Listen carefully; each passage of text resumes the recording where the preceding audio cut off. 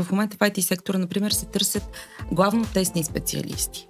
Подозираме, че това се дължи на факта, че бума в IT сектора лека по лека беше така пообран, вече сме малко така събрани в търсенето и по-структурирани в предлагането, докато в маркетинга, както ти каза, например, там е one man show. Както тесните специалисти, така и такива, които са с по-широки умения. Определено се търсят на пазара на труда в момента, всъщност се търсят всякакви хора и в медиите това не е изключение. Специалистите, журналистите, които всъщност знаят как да използват инструменти с изкуствен интелект, са, разбира се, добре дошли винаги и са предпочитани. Но не и тези, според мен, които всъщност дава на ChatGPT, напиши ми текст за еди си какво, и той му го написва и той го предава като негов текст. Защото в крайна сметка журналистиката е призвание. Професионалистите винаги ще бъдат ценени, защото те просто могат и знаят неща, които другите хора не ги знаят. И независимо дали двама човека могат да свършат една и съща работа, като единия използва някакви инструменти, не трябва да забравяме, че професионалистите също могат да използват същите инструменти, а като знаят какво правят, те винаги ще бъдат по-добри. Край на професиите, това, което имах предвид, означава, че няма да ги наричаме вече професии, ще ги наричаме проекти, което не означава край на професионалистите.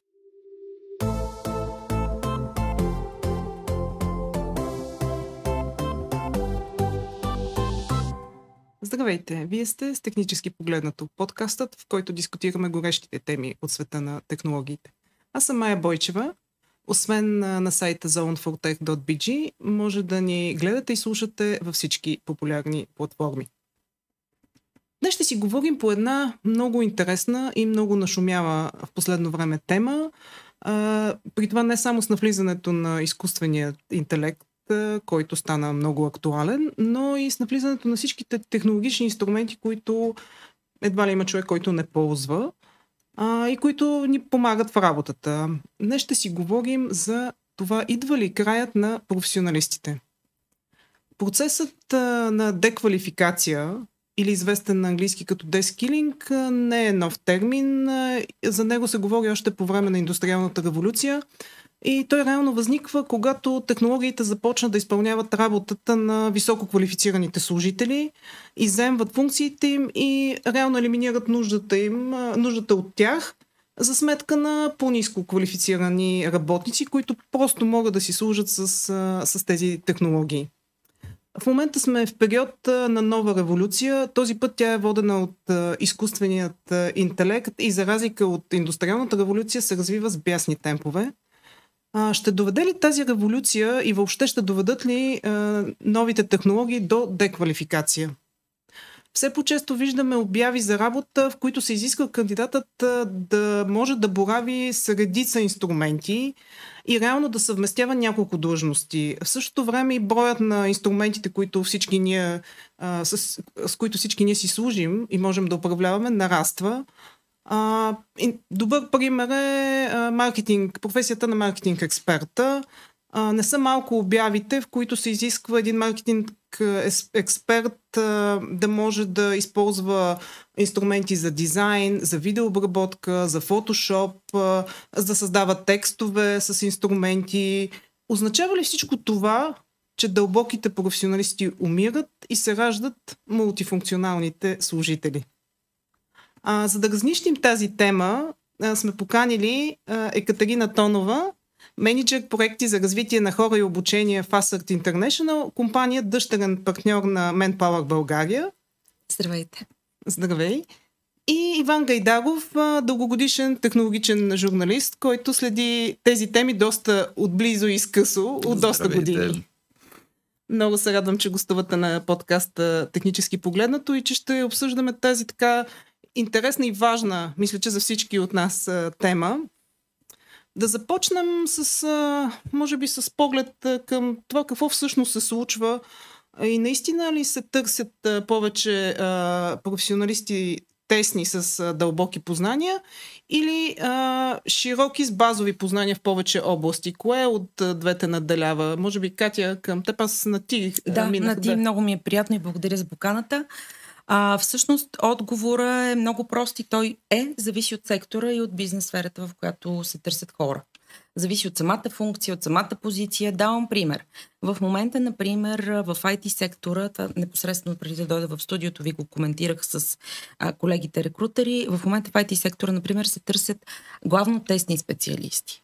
Подозираме, че това се дължи на факта, че бума в IT сектора лека по лека беше така по-обран, вече сме малко по-така събрани в търсенето и по-структурирани в предлагането. Докато в маркетинга, както ти каза, например, там е one man show. Един човек, ако може всичко да свърши, като гледната точка на работодателите, защо в маркетинга е така? Ами защото е хубаво един човек, като хване проекта, да си го движи сам и да има големия поглед, да влезе и в детайл, да може да прави всичко. И в отговор на твоята чуденка от преди малко, дали идва края на професионалистите, моята гледна точка е, че според мен идва края на професиите да живеят хората, които работят на проектен принцип. Защото това е нещото, което и в момента се случва. Това е нещото, което тепърва ще се развива. То отговаря както на икономическата, социалната и политическа обстановка в България и в света, така и на ето една българска дума майндсет, на майндсета на поколенията Z и Алфа. И на нас, тези, дето сме малко по-не толкова младите, сега предизвикателството ние да сме достатъчно гъвкави, за да успяваме и ние да случим това. А има ли някаква цикличност при търсенето на високо квалифицирани специалисти? Наблюдавали ли сте вие в човешките ресурси такава цикличност? Само преди 4 години ще да ти кажа да. Ако преди 4 години го бяхме водили този разговор, ще да ти кажа да, но после какво се случи? COVID. Така че, което абсолютно преобърна понятията за търсене, предлагане, динамиката на пазара на труда е много подобна на динамиката на нашия живот. Давам прост пример с IT-тата. Само до преди няма и 12 месеца, ние буквално, малко смешно звучи сигурно, добре метафорично казано, обикаляхме по улиците, хващахме някакви хора, им казва, ти случайно да си завършил софтуни, например, някакъв курс, защото ние спешно търсим IT, ако си готов, ела ще назначим веднага. Защото имаше огромно търсене, това беше няколко години подред, от IT компаниите на всякакви хора, като те декларираха, ние сме готови да ги дообучим, да ги доразвием. Дори да не знаят нещо, ние ще го подготвим този човек, което беше изключително похвално и аплодисменти за това. Обаче какво се случи? Почнаха едни хора работа, деца с по 8-9 месеца курсове в някакви образователни институции и още в времето на изпитателния срок, в момента в който тези компании вече са вложили усилия и ресурс за да ги обучават и тези същите хора вече знаят и могат повече, някой им предлага някакви пари отгоре или нещо друго и те напускат и отиват в следващата компания. И така и ти компаниите се усетиха, че това не е работещ модел.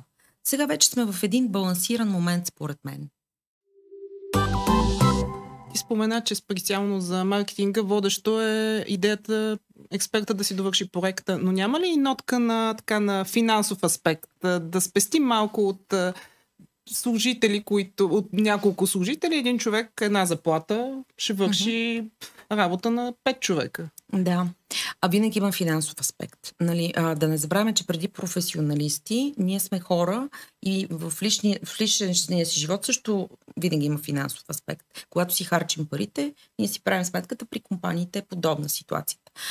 Започвам малко отдалечно, ще се опитам да бъда кратка, което е похвално за мен. Именно, един човек, който влиза като нов в компанията, ако напусне в рамките на изпитателния си срок, той струва на компанията 4,5 заплати отгоре по 4,5 на това, което му е изплатено до момента. Това е вложено време, вложен ресурс, вложено усилие, вложено всякакви неща. Ако той напусне в рамките на до 8 месеца и половина, 8 месеца, 9 след като е започнал, той струва на компанията от 8 до 9 пъти отгоре.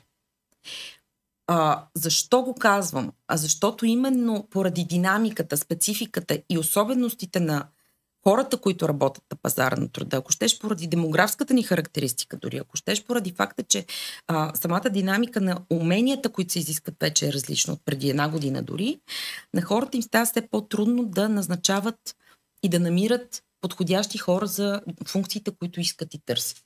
И затова предпочитат един човек, който е в тяхната компания, ако той е съгласен, разбира се, има нужните компетенции, да го овластят да извършва повече функции, като добрите компании награждават това и го възнаграждават по подобаващ начин, разбира се. Сега случки всякакви има, нали? Няма да коментирам, но има логика някаква в това, се опитвам да кажа. Добре, Иване, въпрос към теб. В твоята работа наблюдаваш ли такава тенденция? Разчита ли се все повече на инструменти и търсят ли се широки специалисти с базови познания, които могат, примерно, да използват ChatGPT, за да пишат и така напред? Разбира се, това зависи до голяма степен от типа на медията. Защото най-малкото има различни типове материали. И зависи какъв е фокуса всъщност на една медия. Но според мен тесните специалисти винаги, доколкото в журналистиката може да се говори за тесни специалисти всъщност, тъй като един журналист, ако той е професионален журналист, всъщност му трябва 6 месеца, за да може да се научи да влезе в някаква област и след това да почне да се развива в нея. Но като цяло, както тесните специалисти, така и такива, които са с по-широки умения, определено се търсят. На пазара на труда в момента всъщност се търсят всякакви хора и в медиите това не е изключение. Още повече, че инструментите с изкуствен интелект всъщност изключително много помагат. Нали?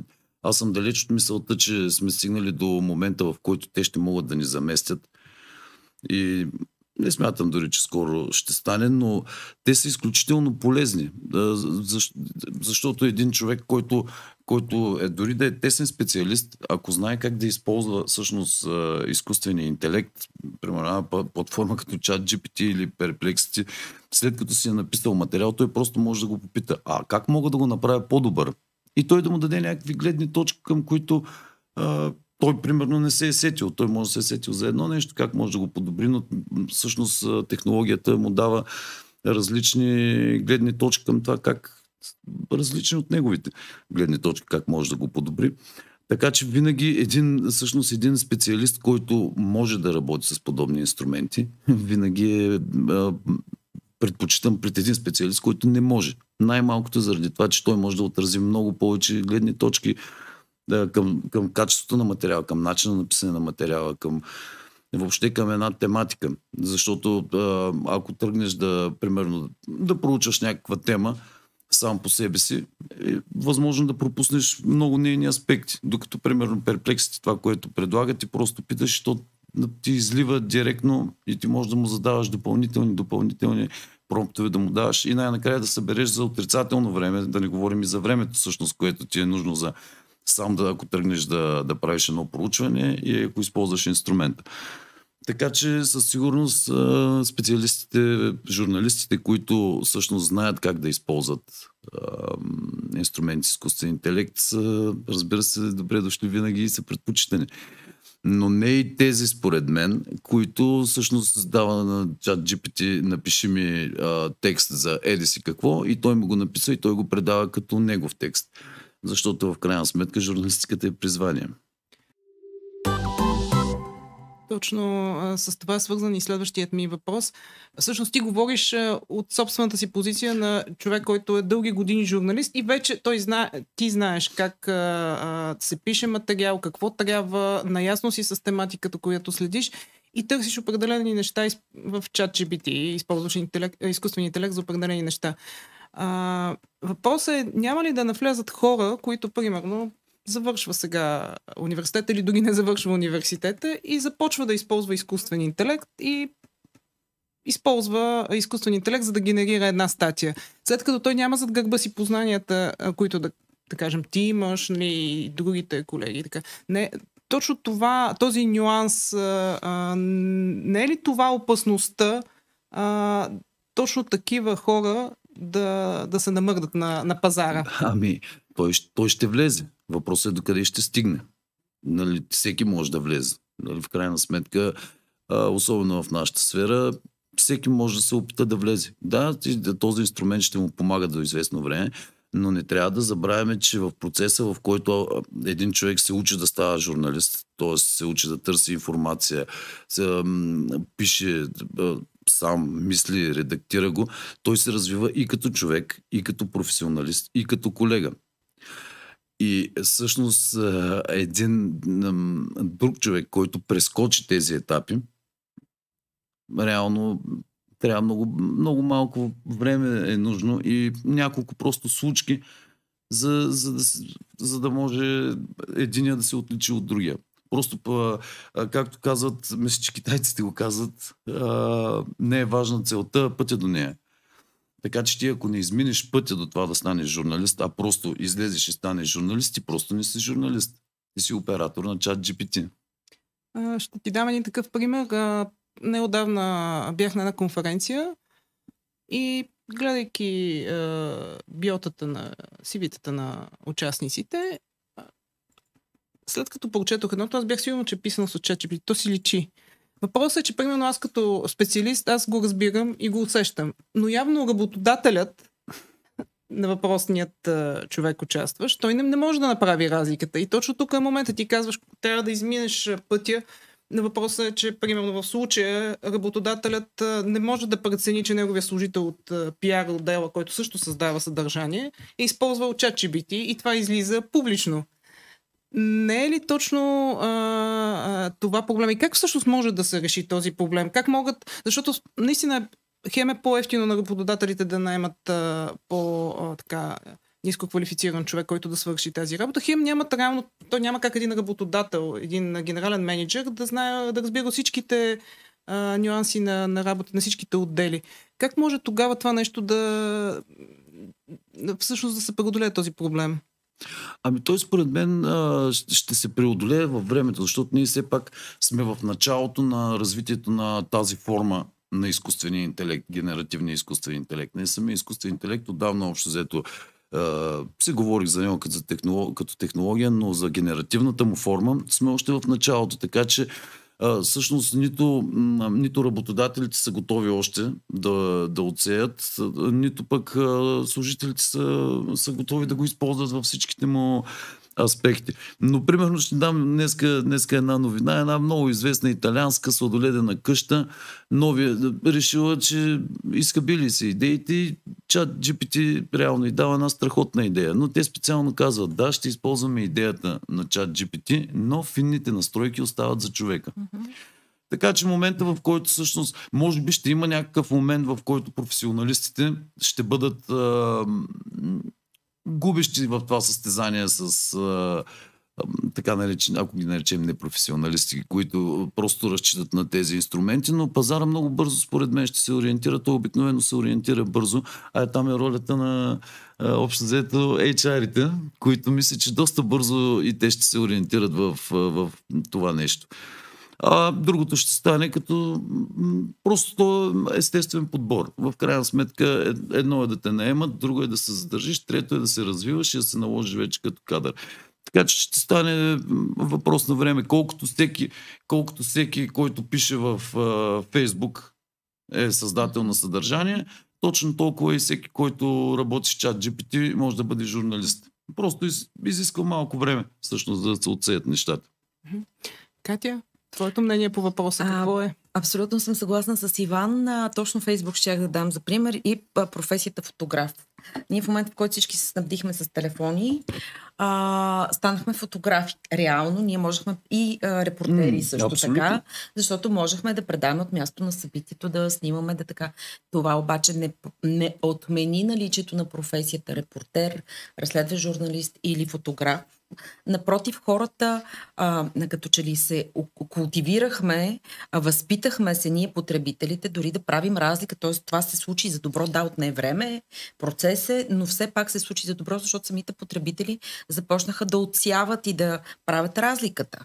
Мисля, че подобно нещо ще се случи и тук. Връщам се една крачка назад, когато ме попита за широките специалисти маркетинг и по-ниското заплащане, бързам да добавя нещо, което Иван ме подсети сега, че разбира се на тези хора им се дават инструменти, с които те да могат да покрият повечето функции, които изискват и правят. Част от тези инструменти са си изкуствен интелект. Нещо по повод работодателите. Отговарям ти веднага, Ванка. Това, което се случва в момента е, че добрите работодатели и все повече работодатели в България и по света започват да се наричат и стават съвсем осъзнато и нарочно организации, ориентирани към уменията. На английския Skills Oriented Organizations, организации ориентирани към уменията. Тоест това се случва като осъзнат процес, за него се говори от 15 години, но в момента именно заради изкуствен интелект, демографска криза, социална, политическа, икономическа динамика на пазара в България и по света, компаниите започват да наблюдават внимателно хората си, да идентифицират техните умения, компетенции и потенциал и да ги вкарват по различни проекти. Тоест тук ролята на професията наистина отпада, както казах и в началото. По-скоро водещото е умението на човека, така че организацията да продължи да функционира, човека да се чувства добре и щастлив и ангажиран и работата да се свършва ефективно, независимо дали има изкуствен интелект или няма. А то винаги има. Той е част от нашия живот. Доста отдавна, както каза и ти. Абсолютно. И освен това не трябва да забравяме, че в крайна сметка, специално в моята сфера, когато става дума, в смисъл, журналиста е човек, който освен, че създава съдържание, го създава по определен начин и го съобразява с някакви етични норми. Въпреки, че в днешно време много често те са загърбвани, в крайна сметка журналистите са вкупност от няколко неща и писането е само едно от тях. Мисля аз. Извинявай, Майя, само добавям нещо. Аз съм класически пример за това, което казваш. На мен образованието ми е журналистика. Първото, аз съм била малко журналист. Ключово умение, което съм придобила от това образование от първата си професия е критично и аналитично мислене и умението да задавам въпроси, което, минавайки през следваща професия, PR, маркетолог и сега вече обучаващ и част от HR екип, ми върши страхотна работа. Това са умения, които един изкуствен интелект не може да замени.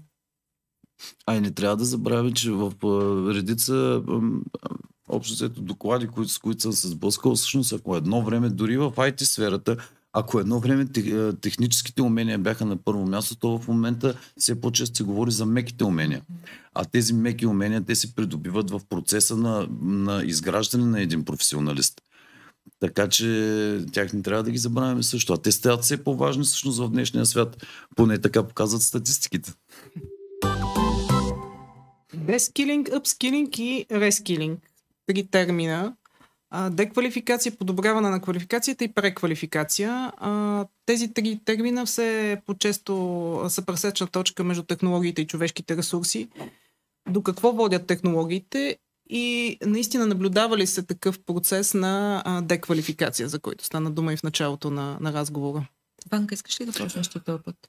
Според мен, от моя гледна точка, по-скоро те водят не до преквалификация, ами до повишаване на квалификацията. Защото ако едно време за един журналист е трябвало да знае как да пише, да знае граматика и как да изгражда текст, то в момента той трябва да работи, както говорихме и преди малко, той трябва да може да работи с социални мрежи. Трябва да може да си направи дизайн на някаква картинка, която му трябва. Трябва да може да използва въпросните инструменти, било то изкуствен интелект или нещо друго. Така че всъщност всеки човек, когато седи на едно място, той всъщност назадва. Защото всички други и въобще света в момента се движи много бързо. Така че и смятам, че това е за всяка една сфера.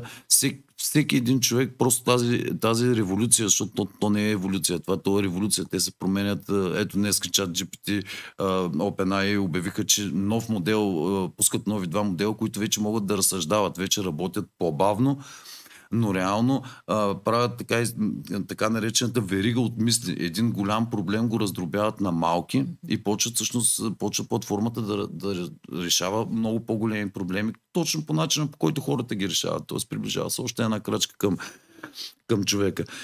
И всъщност това забързано развитие, то ни принуждава да ставаме все по-добри, ако искаме да сме добри професионалисти, разбира се. Ако не искаме, нищо не принуждава нищо да правим. Но ако говорим за активни хора, които искат да се развиват в крак с времето, в което живеят, то просто по-скоро се квалифицираме допълнително и то живота ни кара да го правим. Щем, не щем. Тоест, според теб няма процес на деквалификация, а процес на подобряване на квалификация. Да, дори на най-обикновения човек, той като момента, в който се научи да работи всъщност с тези инструменти, той става по-добър, отколкото е бил вчера, когато не е можел.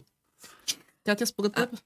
Съгласна съм с теб и другото, което искам да добавя към нещата, които каза Иван, това се случва за добро. Не просто защото някак си дори неосъзнато ние се развиваме ежедневно, а защото ние се развиваме своята емпатия. Защото нещото, което липсва на изкуствения интелект, са меките умения. Емпатия, комуникация, това аз да те усетя как се чувстваш днес, да съобразя как да ти задам въпроса, как да се отнеса към теб, така че да се чувстваме добре и двамата и работата да върви. И ние принудени от все по-бързото навлизане и динамиката на изкуствения интелект и от нещата, които трябва да научим, ние все по-неосъзнато и все по-често се спираме и си замисляме как да подходя към този човек, как да се чувства той по-добре, което е добрата новина, защото това малко ни липсваше в един момент. Другото, което така исках да споделя по повод дескилинг, кросскилинг, апскилинг и рескилинг, те са редица понятия, нека ги разделим така. Дескилинг е деквалификацията, рескилинг е преквалификацията, апскилинг е повишаване на квалификацията. Има едно понятие кросскилинг, което е много готино. Добрите компании правят така, че различни хора от различни екипи се движат в различните екипи и научават различни неща в различните екипи. Включително как работи колегата от друг екип, което кръстосва уменията и придобиването на нови умения става далеч естествено и автентично и то отговаря на нуждите на компанията, на нуждите на самите хора и те така се чувстват мотивирани и израстващи, без да се чувстват под натиск. Така че това са. Вижте, аз не мисля, че дескилинг ще се случи. Мисля, че ще се обединим тук, надявам се. И причината е много проста. Имало индустриална революция някога. Се случва с един дескилинг. Едни хора са останали без работа. И какво се е случило?